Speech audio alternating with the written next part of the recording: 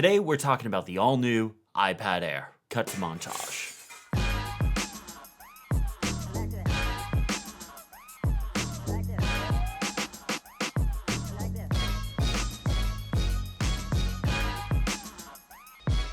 So first, I want to go through the specs and get those out of the way, and then in the second part of this video, I'm going to talk about my impressions and how I've been using the iPad Air. So let's get into it. First off, blue. It's blue. It comes in blue. The one I have is blue. Now, it's a lighter blue than what I would like, but hey, there's an iPad in blue. I'm not going to be picky. So I'm excited about that.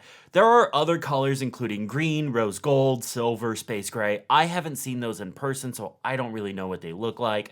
I've just seen the blue one, and it's beautiful. Design-wise, it is very similar to the 11-inch iPad Pro. It does have slightly thicker bezels, but we'll cover why that is in a bit. If you put them right next to each other, they're the exact same height. The iPad Air is 0.02 inches wider and 0.01 inches deeper, but it's 0.04 pounds lighter. Honestly, holding both of these in my hand, I can't tell the difference other than the fact that the bezel is slightly bigger on the iPad Air and the iPad Air is in blue. One of the biggest feature differences between the new generation of iPad Pros and this new iPad Air is how you unlock it. So design-wise, they look the same, but the iPad Pros use Face ID to unlock. You could just tap it. It sees your face, it'll register, and it'll unlock. This one uses Touch ID, and Touch ID is actually in the lock button. There is no home button on it. It's just like those other iPad Pros where you have to swipe up from the bottom. There's no physical home button, but the biometric sensor is in the lock button. That's where Touch ID lives.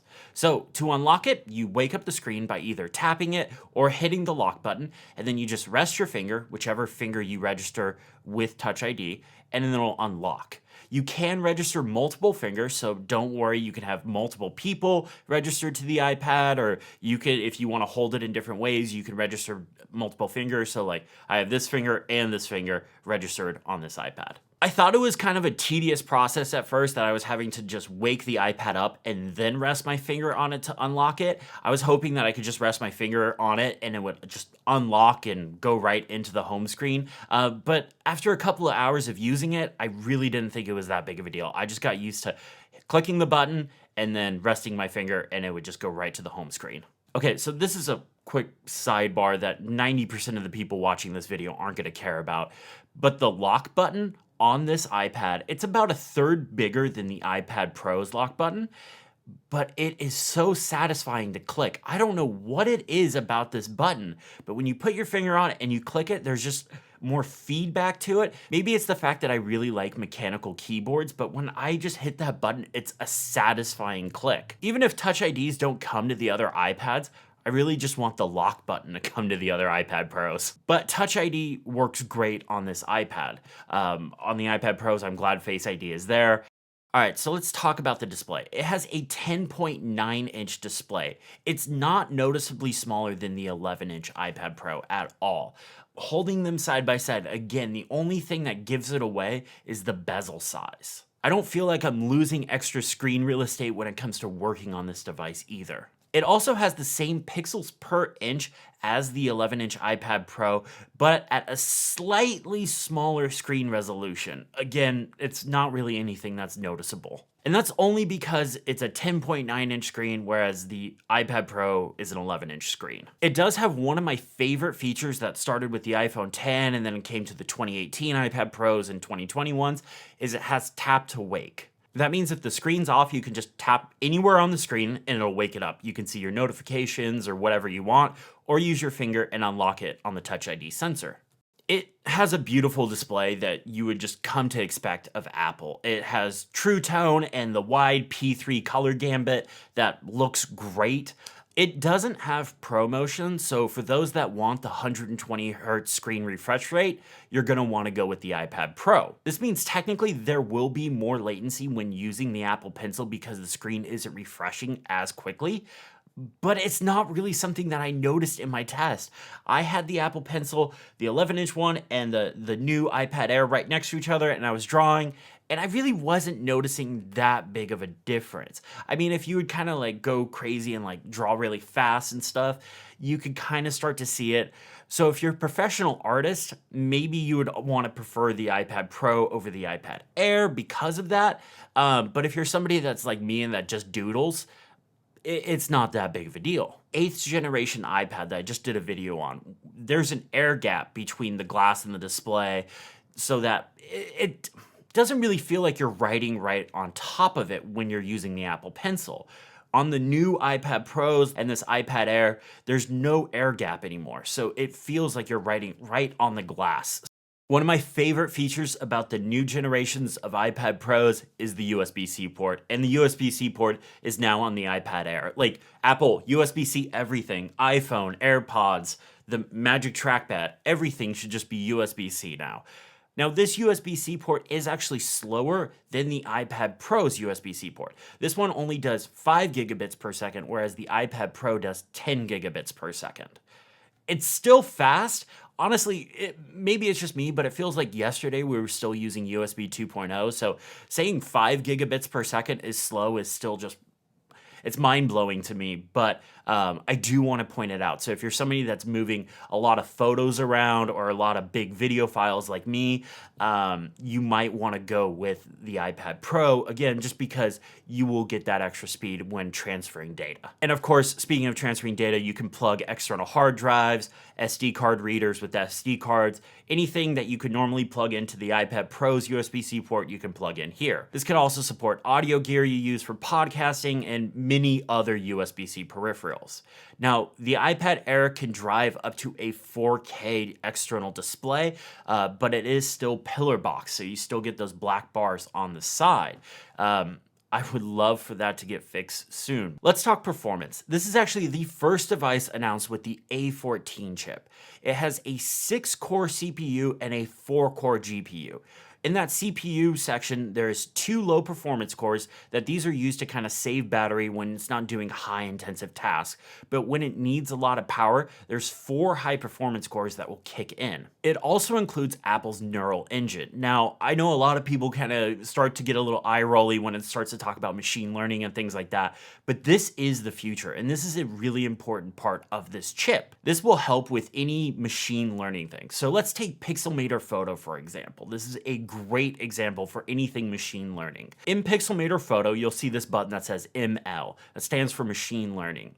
When you hit that, it uses that A14 chip and it kind of goes through and analyzes that photo and automatically figures what the best edits are for that photo and will apply them automatically. So if you're not a photo editor, this is a great way to get professional looking photos from hitting one button. And having that neural engine makes this part even faster because it's designed specifically for machine learning.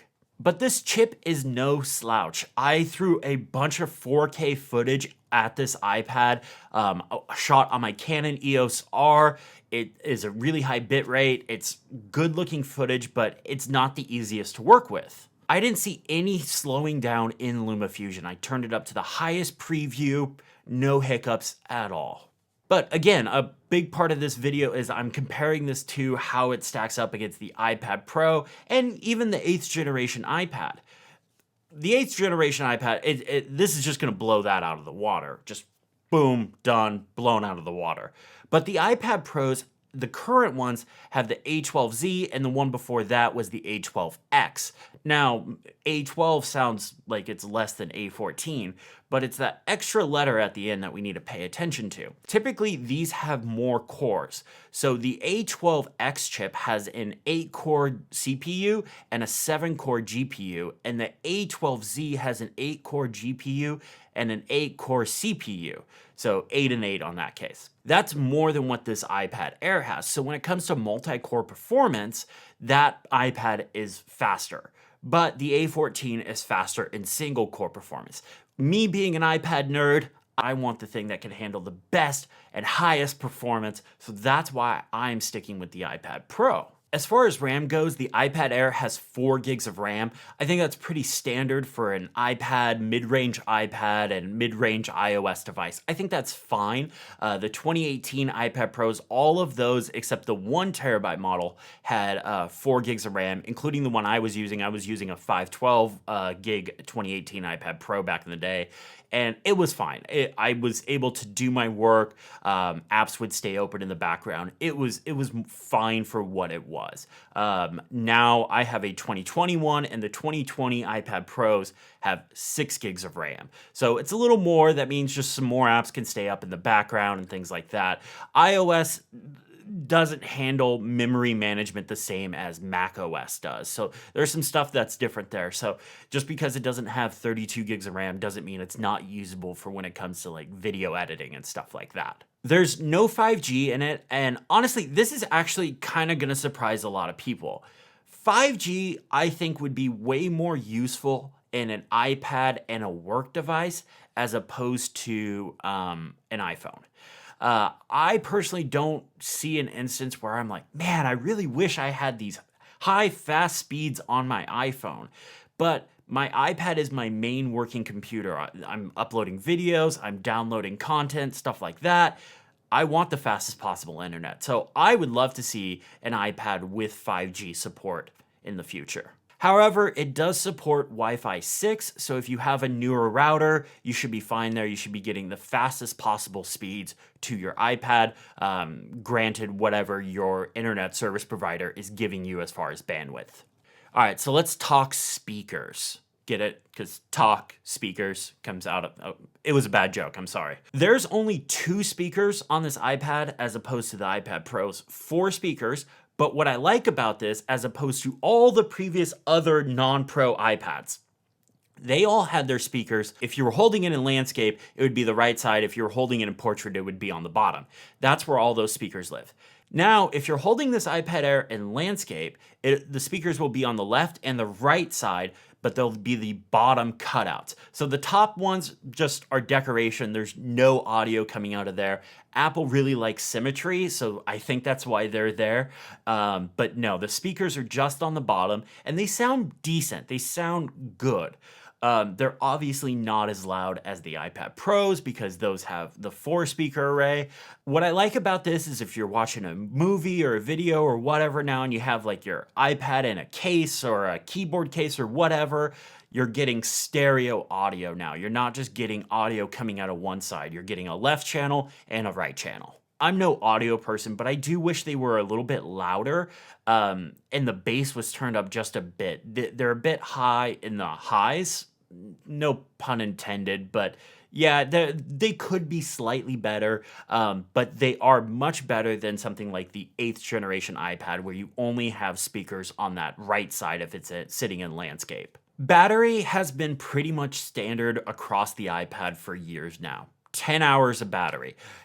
Apple calls that all day. I don't think the iPad gets all day battery life. I'm somebody that works from the iPad all day, and I typically have to charge about halfway through. Now, granted, I'm doing more intensive tasks, video editing, photo editing, things like that, than probably what they're planning for. I think they're planning for typical like web browsing and like text editing and kind of a little less high performance stuff. Again, this goes back to the A14 chip and having those high performance cores versus the low performance cores. I'm guessing they're counting on those low performance cores being used a lot more and the high performance cores staying dormant. I would love to see improved battery life in the future. I'd love to get, maybe just a couple more hours out of the iPad, but I'm not holding it against this iPad at all.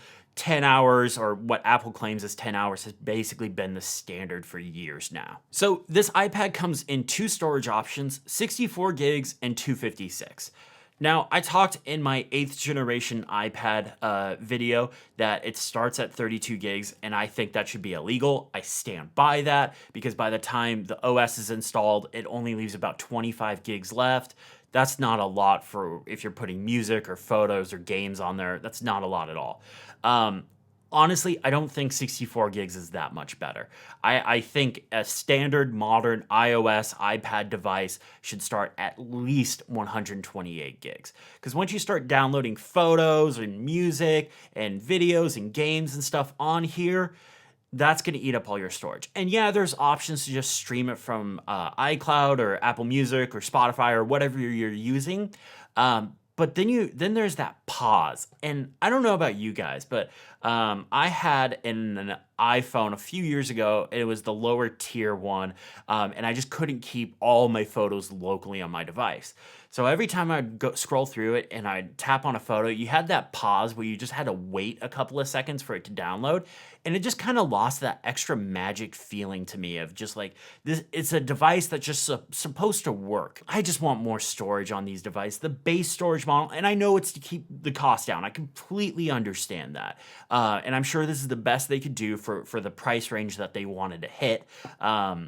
But 64 gigs is not a lot of space, especially when we have these devices that are taking such massive photos. Now, that will eat up a lot of storage just on its own. Just for some context, this is the 256 gig model. I put one video project on here that I kind of worked through. It's a fairly big project, but not massive. I download my music library, my photo library, and put all the apps that I use through my workflow on here.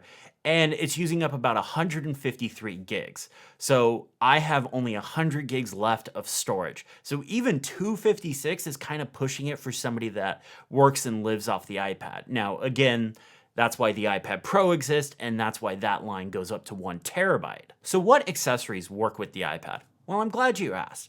In the box, it does come with a 20-watt USB-C charger and a USB-C cable. You can even use the smart covers for the 11-inch iPad Pro as well. I tried that. I have one laying around, tried that. It worked fine. But there are new smart covers specifically for the new iPad Air that have some new colors. I have the navy one here, and it looks beautiful. You can, of course, use an Apple Pencil. This is the Apple Pencil Gen 2. I'm really excited about this. This is a huge improvement over the first Apple Pencil, especially with the magnetic holder at the top and the ability to charge it while it's sitting there. You don't have to plug it into the side. And on top of that, you also have the double tap button on this Apple Pencil. And for keyboards, you can use both of Apple's iPad keyboards. You can use the Smart Folio keyboard if you like that, or you can use my favorite keyboard, the Magic Keyboard, which gives you both a keyboard and a trackpad. Price-wise, the 64 gig model starts at $599 and the 256 one goes to $749. I would really recommend going with the 256 gig version. 64 gigs is not a lot, and especially if you plan on holding on to this for a few years, you will end up using up all that space fairly quickly. But another thing to keep in mind as well is that the 11-inch iPad Pro for 256 gigs of storage starts at $899. So that's only a $150 difference. So if you're looking for something that's a little more professional or has those extra features like ProMotion and things like that, you might want to look into that. This new iPad Air is hands down my favorite non-Pro iPad ever. I've used almost all of them, and this one's hands down one of my favorites. It's so good at being an iPad, but with the added benefit of it also being able to be your main computer. Everything about it feels great to use. Apple is bringing a lot of its Pro features down the line, which gives this iPad a serious value for its price. And I love seeing color options on the iPad. This is awesome. I can't quite put my finger on it, but there's something about this device that's magical. Ever since this iPad arrived, I've been using it as my main computer. So I went through my normal workflow tasks. I went into Lightroom and re-edited a bunch of my photos. All the edits that I was making in Lightroom were happening in real time. I wasn't having to sit there and wait for anything to render out or process or anything like that. And the raw photos that I shoot with on my camera are massive. I also made a couple of thumbnails in Pixelmator as well, and it handled it like a champ. Editing videos in LumaFusion was fine speed-wise, but I'm really used to editing videos on the 12.9-inch iPad Pro. So that means the preview window on the iPad Air is really small. So this isn't a device I would want to do a lot of video editing on. I wouldn't even want to edit a big video project on it. I found myself constantly having to double tap the preview window to make it bigger so I can check the details on specific shots. I also did a bunch of writing on this iPad. I mostly write in drafts, and I wrote a few thousand words on this iPad. Most of it was for this outline for a video, but I also wrote a couple of other outlines for some other videos as well. And it was great. It was perfect. It uses the smaller Magic Keyboard that I'm not used to, but I wasn't hitting the wrong key. I was just typing normally. Yeah, some keys are a little smaller, and especially like if you're using backslash a lot or things like that, I could see that becoming a problem, but it wasn't an issue for me. What is great about this form factor is that it's great at being both a tablet and a portable computer when it's like in the Magic Keyboard or one of the Smart Folio keyboards. It's great for that. So I was sitting here making shortcuts at my desk here, using it in the keyboard case. Then I decided, hey, I'm kind of done for the night, wrapping up. So I just popped it out of the keyboard case, went into my living room, put on a movie, and just kind of fiddled with some shortcuts while in tablet mode.